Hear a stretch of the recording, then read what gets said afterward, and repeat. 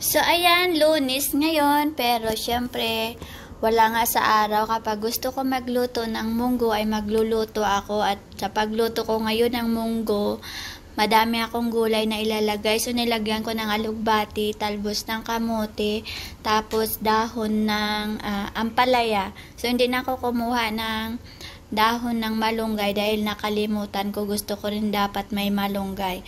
So ayan siya, o diba, sobrang dami, at saka nilagyan ko yan ng karni ng baboy, tapos yung yung taba ng baboy ginawa kong chicharon, tapos nilagay ko na lang dyan. So diba, sobrang sarap neto. First time kong magluto ng munggo na madaming gulay, at mas masarap pala pag madami yung gulay kaysa sa yung nakasanayan lang natin na daw ng ampalaya at chicharon na baboy. So ayan.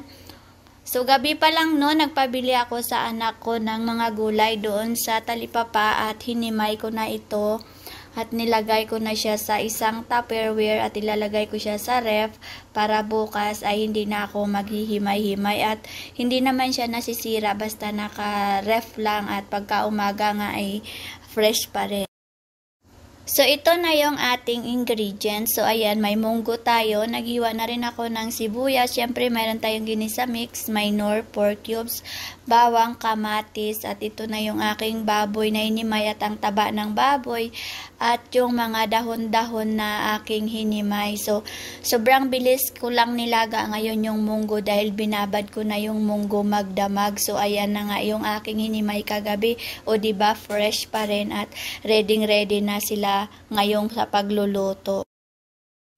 So, ayan, syempre, meron na tayong strainer, diba? So, ayan, mas mabilis na ako ngayon magluto ng mga gulay natin dahil meron na akong strainer. So, matagal ko to, lagi ko to nakakalimutan ng strainer na to kasi nga, tuwing punta ko sa talipapa, nakakalimutan ko siyang bilhin. So, nakaraan nakabili talaga ako kasi nga nilagay ko siya sa listahan, at ayan, madali na sa akin ngayon ang maghugas ng mga dahon-dahon ng gulay dahil syempre mayroon na tayong paglalagyan sa kanila. O diba, sobrang dami niyan. Sobrang sarap niyan, promise. Lutuin nyo to sa inyo kapag may time kayo. Huwag lang yung nakasanayan natin na ginisang munggo na dahon ng ampalaya lang. So, lagyan natin ng mas maraming gulay, mas masarap. So, ayan, ako talaga kahit anong araw lang, basta maisipan kong magluto ng gulay, lulutuin ko siya. Yung iba kasi Friday ba yung munggo kadalasan. So, ayun, ako wala sa araw, basta parang feel ko lang kumain ng munggo, nagluluto ako. So, ayan, nag-init na tayo dito ng ating kawali.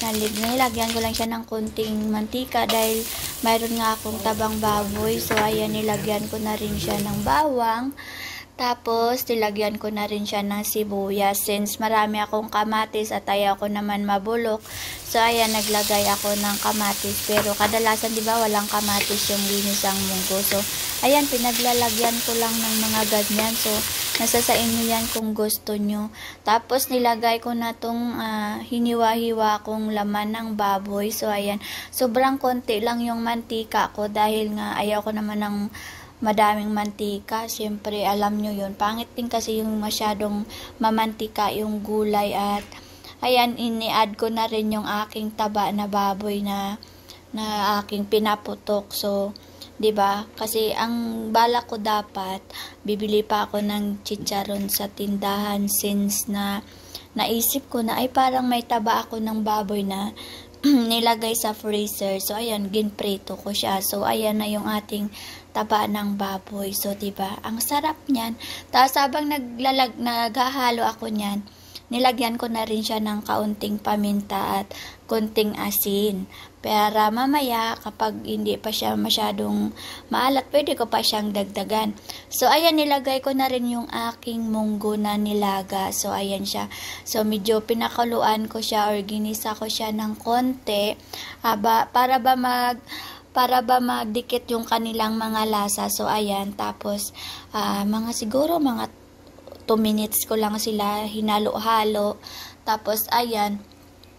Pagkatapos niyan, itatakpan ko muna siya. So, sabi ko nga, minsan natatakam lang talaga ako magluto. Tsaka, alam nyo yun, minsan kapag napulano ko kasi minsan na magluto, hindi natutuloy.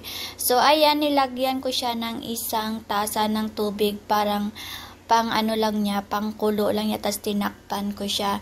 So, pwede nyo naman siya dagdagan ng tubig kapag medyo kaunti pat hindi pa malambot yung karne, para ba hindi lang siya masyadong masabaw kasi nakaraan kasi medyo madami yung sabaw ng pagkaluto ko at alam nyo ba, mas masarap talaga pala pag madaming sahog, no? Pero syempre minsan, kung ano na lang yung nakikita ko sa ref, yun na lang yung niluluto ko kasi nga masasayang ba. So, ayan, inisip ko na lang talaga na lulutuin ko na lang ito. Pero dito, yung gulay namin na to, hindi nito kumakain si Kano dahil ayaw niya ng baboy.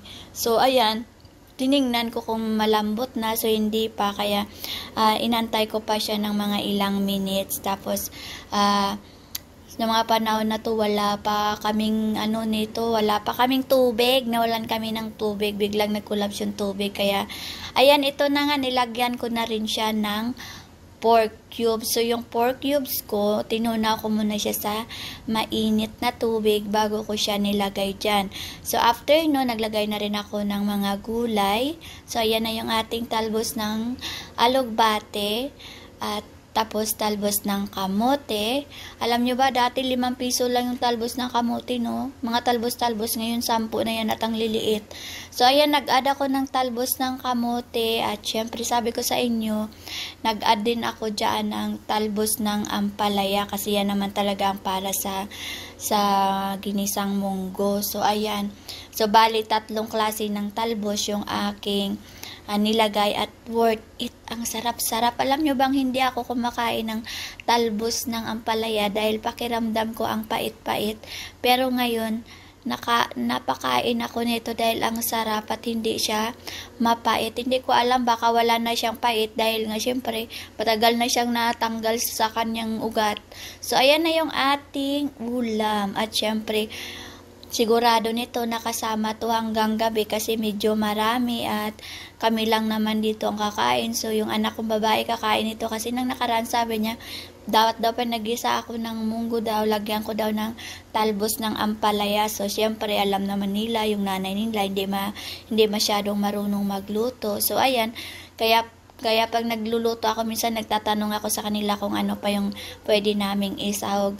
So, ayan guys, kung may mga gusto pa po kayong i-comment na pangdagdag natin ng ingredients sa ating ginisang munggo, pwede nyo pong i-comment dyan. At next time po ay idadagdag ko sa aking niluto kasi alam ko wala itong chicharong baboy kasi nga ang nilagay ko talaga dito ay ang taba ng baboy. So, ayan na siya, oh.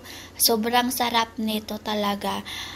Lalo na nang nilagyan ko na siya ng pork cubes. So, ayan lang yung aming ulam. At syempre, partner, lagi niyan ay ang malamig na nasty. So, ayan, maraming salamat sa inyo. At bye-bye!